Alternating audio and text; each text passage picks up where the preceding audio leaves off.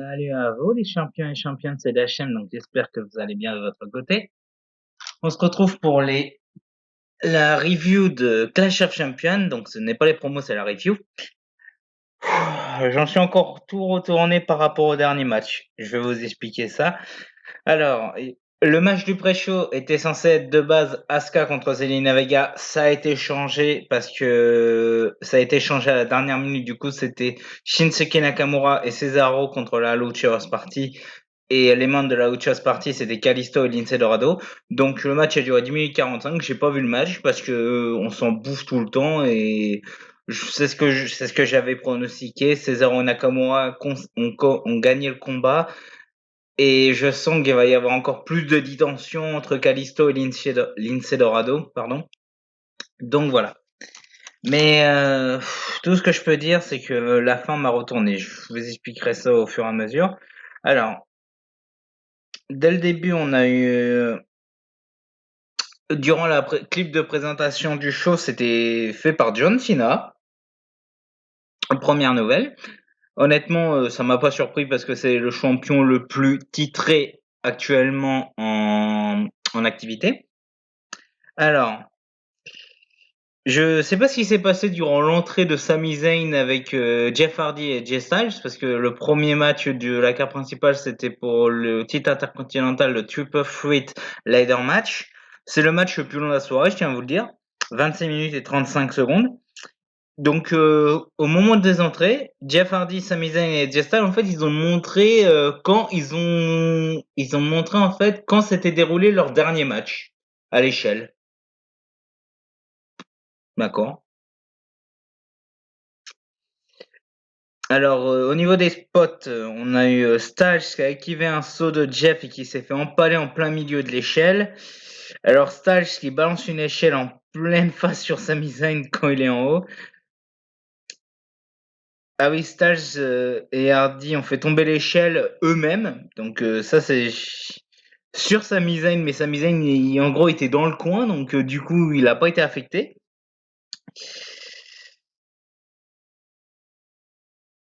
Ah oui, un autre spot qui est assez marrant. En gros, Jeff, il balance une échelle sur Styles qui s'apprêtait à faire son Phenomenal Forearm et en gros, en fait, l'échelle est revenue sur la gueule de Jeff. Ça, je sais pas si c'était prévu. Normalement, je pense que ça aurait dû être prévu qu'en fait que Jeff balance l'échelle sur Styles et qu'il revient sur Sami Zayn, en fait. Je pense que ça aurait été ça qui a été prévu, mais non. On a eu un Swanton Bomb de la part de On a eu un Swanton Bomb de la part de Jeff Hardy du haut de l'échelle sur Sami Zayn qui était sur une échelle à l'extérieur du ring. Ah oui, on a eu Jeff un moment qui a essayé de grimper, essayer de passer au-dessus de l'autre côté en fait de l'échelle. Il était du côté droit, il est redescendu en fait en marchant sur l'échelle allongée en fait, en marchant sur l'échelle allongée et Zayn a balancé l'échelle. Ce spot-là, j'ai eu peur pour Jeff à ce moment-là. Le public a chanté This is awesome, le Thunderdome. Et à la fin du match, je m'attendais pas à ça, honnêtement. Sami Zayn, en fait, qui avait des menottes dans sa veste. Dans sa veste d'entrée, il avait des menottes. Il a attaché une menotte à l'écarteur de Jeff Hardy sur une échelle. En gros, il a attaché une partie sur l'écarteur, à travers l'écarteur sur l'oreille de Jeff Hardy et l'autre sur l'échelle. Il a voulu faire la même avec Styles, mais avec la main. Sauf que Styles et Zayn, en fait, se sont emmêlés et donc, du coup, sont attachés. Un moment où Jeff a essayé de revenir, Styles, il commençait à monter avec Sami Zayn sur ses épaules. Sami Zayn a retiré la clé, je ne sais pas où, peut-être de son bracelet ou parce que là, il avait la clé dans la bouche à ce moment-là. Il s'est dégagé, il a attaché Styles et il en a profité pour récupérer les titres. Honnêtement, j'ai apprécié ce match. Sami Zayn a été opportuniste et stratège. Il a bien joué son coup. J'ai même entendu, je crois que c'était Corey Grave qui a dit, parce que Corey Grave est plutôt du côté des heels. J'ai entendu brilliant stratégie. Donc il avait une stratégie brillante. Honnêtement, Sami Zayn nouveau champion, ça ne m'étonne pas. On a vu Styles et Jeff un peu dégoûtés, mais peut-être que va y avoir soit une rivalité Sami Zayn et Jeff Styles, parce qu'avec Jeff Hardy, je pense que maintenant c'est bon. Ou peut-être qu'on aura soit avec Matt Riddle, Chap Gable, Drew Gulak peut-être, ou Daniel Bryan qui fera son retour. Peut-être. Oui, je précise aussi, on a eu un match qui a été annulé. On a eu un match qui a été annulé. Le match pour les titres par équipe féminine a été annulé. Et le match pour le titre féminine de SmackDown a aussi été annulé à cause de cas de Covid. Donc voilà. Le second match de la carte principale, c'était le match. Non, c'était pas le match le plus court de la soirée, c'était le deuxième plus court de la soirée. C'était pour le titre féminine de Raw. Asuka contre Zelina Vega. Alors Asuka, elle a dominé elle a dominé une bonne partie du match. Vega, elle a dominé l'autre moitié du match. Mais à la fin, Asuka arrive à faire son Asuka Lock et conserve son titre. Asuka a dit que Zelina Vega l'avait un petit peu impressionné, c'est ce que j'ai compris. Et elle a voulu lui tendre la main, mais Zelina l'a attaqué. Je sens que cette histoire n'est pas terminée. Je le sens. Prochain match, les deux prochains matchs ont duré la même durée. Mais il y a eu quelque chose qui s'est passé dans un des matchs. Alors, le prochain match, c'était pour le titre des États-Unis. Donc, Apollo Crews qui arrive avec Ricochet et Bobby Lashley qui arrive avec Shelton et MVP. Cedric Alexander n'était pas là. Bizarre. Leur business n'était pas au complet ce soir-là. Donc, un match des plus classiques. Apollo Crews a dominé quasiment tout le match, mais à la fin, Bobby Lashley arrive à faire sa full Nelson et il remporte le match. Rien à dire sur ce match. J'ai pas, honnêtement, c'est un match classique, quoi. Le prochain match, donc c'était pour les titres par équipe de SmackDown, de Raw, parce que le titre par équipe de SmackDown c'était au pré-show. Donc Andrade et Angel Garza contre les Street Profits. Le match a duré la même durée, 8 minutes 15. La même durée que le Bobby Lashley et Apollo Crews. Et je vous ai même pas dit la durée de Asuka et Zelina, ça a duré 7 minutes 5. Alors, le seul spot du match, il y a eu un seul spot pour moi. C'est le Spanish, c'est le Spanish Fly de Angel Garza sur Montez Ford. Et à la fin du match, du coup, c'est ce que je vous avais dit juste avant. À la fin du match, Garza fait un coup de genou sur le ventre de Montez Ford et il se blesse. Il se blesse en plein dans le match en fait, tout à la fin du match. Et du coup, il y a une controverse parce que Montez fait le changement avec Angelo Dawkins, Angel fait le changement avec Andrade. Dawkins fait un spinebuster et l'arbitre compte 1, 2, Andrade se dégage et il compte quand même 3 l'arbitre. Donc fin controversée. Je pense que c'est à cause de la blessure de Angel Garza. Peut-être qu'il y avait une autre fin, je ne sais pas. D'après les rumeurs, non, les champions auraient dû conserver les titres quand même, donc. Mais voilà, là, fin un petit peu improvisée. Je pense que Andrade n'était pas au courant de cette fin-là. Donc voilà. Ensuite, le prochain match était censé être pour le titre par équipe de SmackDown.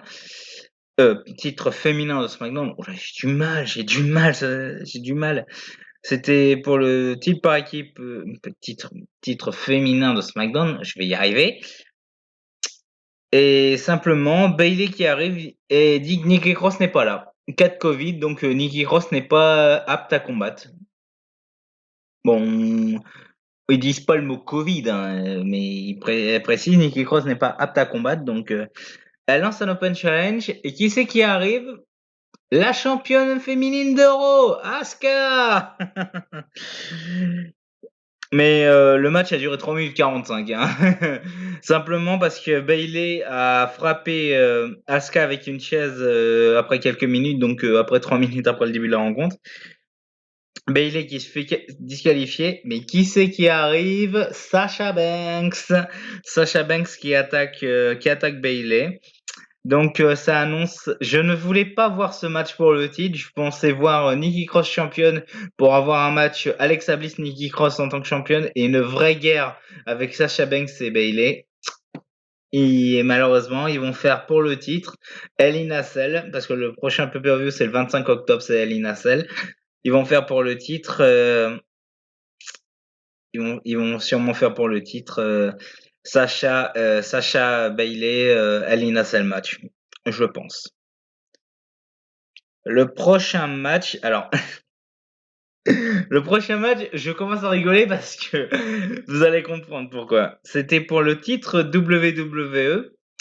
Honnêtement, j'aurais préféré que ce match-là se termine, mais vu la tournure du match universel, je peux comprendre qu'ils ont fait ça. Alors, le match a duré 21 minutes 35, donc c'est le troisième match le plus long de la soirée.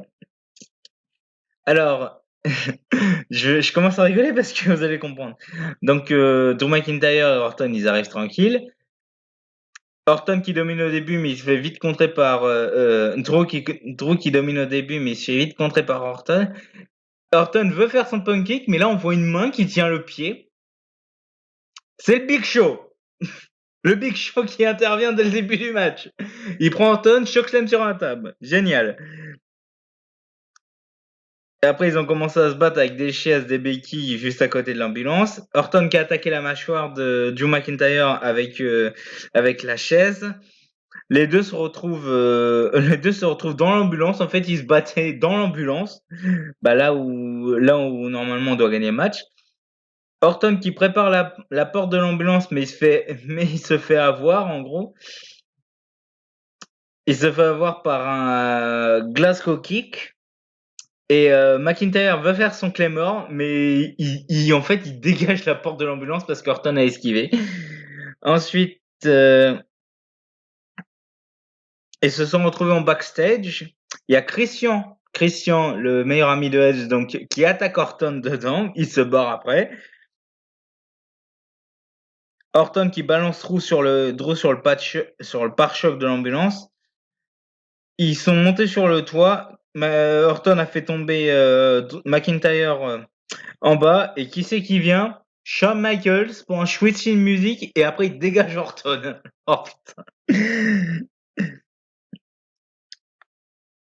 Et du coup, à la fin, RKO juste à côté de la porte. Orton qui allait gagner, McIntyre arrive à tenir la porte, il se dégage. Il fait un Claymore. Il voulait gagner. Je tiens à vous le dire, il voulait gagner. Mais il a fini. Orton qui est dans les vapes à moitié. McIntyre se prépare pour un autre Claymore. Bing, punk it dans la gueule de la part d'Orton. Oh, McIntyre finit par remporter le match et le conducteur de l'ambulance, c'est Ric Flair. Donc voilà. Donc conservation du titre de la part de McIntyre. Quelle est la prochaine étape? Est-ce que la rivalité avec Orton est réellement terminée? Est-ce qu'on aura un retour de Brock Lesnar? Est-ce que ça sera Keith Lee qui viendra? Parce que le prochain c'est Hell in a Cell. Parce que si je compte, oui, je compte SummerSlam, Orton a gagné. Non, SummerSlam, McIntyre a gagné. Et là, il a gagné. Donc, ouais, donc ça fait 2-0 ça fait 2-0. Soit la rivalité continue et se termine à Hell in a Cell, soit il y a un nouveau challenger, peut-être Brock Lesnar pour la revanche. Je ne sais pas. Et le main event, c'est pour le titre universel. Roman Reigns contre son cousin Jey Uso. Roman Reigns accompagné de Paul Heyman. Je peux rien dire sur ce match, il m'a tellement. Le match est très bon. Je tiens à vous le dire, le match est très bon. On a eu des super kicks, des spears, des Samoan drop, des splash, un Superman punch, des plongeons suicides. Le match était très bon, très psychologique. Il y a eu beaucoup de dialogues de la part de Roman Reigns en disant c'est moi le chef de la tribu, etc. Je vais vous raconter directement la fin du match parce que là, je sais pas quoi dire. À un moment, Jay réussit à faire son splash. 1, 2, et Reigns se dégage en foutant un low blow en même temps. En gros, il a foutu un low blow un share shot, comme diraient nos amis français, Christophe Ajus et Philippe Chéreau, à Jay. Et là, dès ce moment-là, Reigns, il a commencé à parler en disant, tu dois dire que je suis le chef de la tribu, c'est moi le chef, etc. Tu ne dois pas devenir le chef, etc. Et Jay disait non, non, non, je veux devenir le chef, je ne vais pas abandonner, etc. Reigns lui disait d'abandonner. Et là, il a commencé à pète son câble. Il a tabassé Jay. Au bout d'un moment, quand il le tabassait, bah, du coup, il y a Jimmy qui arrive avec une serviette. Et Jimmy disait, vas-y, abandonne un petit peu. Jay qui disait, non, non, non, non, non, non, je dois tenir, je dois tenir, je dois tenir, je dois tenir. Et Reigns, il tabassé. Jimmy a fini par balancer la serviette. Et à un moment, Jimmy a protégé son frère. Et il disait, il a clairement gueulé Roman Reigns en disant, oui, c'est ça ton comportement, c'est ça le chef de la tribu qui tabasse sa famille, truc comme ça. J'ai grosso modo, hein, je vous dis ce que j'ai compris, hein. Mais franchement, le match très très bon. Le match très très bon, la fin du match très très bon aussi. Honnêtement, j'ai rien à dire dessus sur ce match-là. Très très bon. Bon, écoutez les champions, je suis quand même un petit peu déçu qu'on n'a pas eu tous les matchs. Je vais préciser autre chose aussi. On a eu deux petits angles avec trois petits angles avec R-Truth et Dougolak. En fait, R-Truth qui arrive pendant le pré-show, qui cherche de l'or parce que c'est le thème du pay-per-view. À un moment, R-Truth se fait prendre son titre 24/7 par Drew Gulak et Drew Gulak leur perd quelque temps après durant le pay-per-view. Donc voilà. Bah écoutez les champions et championnes, c'est la fin de cette vidéo. J'espère que cette vidéo vous a plu. Je vous dis à très très vite pour un prochain pronostic. Le prochain, ça sera El Inacel vu que je ne fais pas les pronostics de NXT. Donc rendez-vous au mois d'octobre. Donc rendez-vous le 25 octobre pour même avant. Donc rendez-vous la veille le 24 octobre pour les pronostics si je n'ai pas d'imprévu, sinon vous l'aurez un petit peu avant. En tout cas, prenez soin de vous mes champions et championnes. Je vous dis à très très vite. Salut à tous.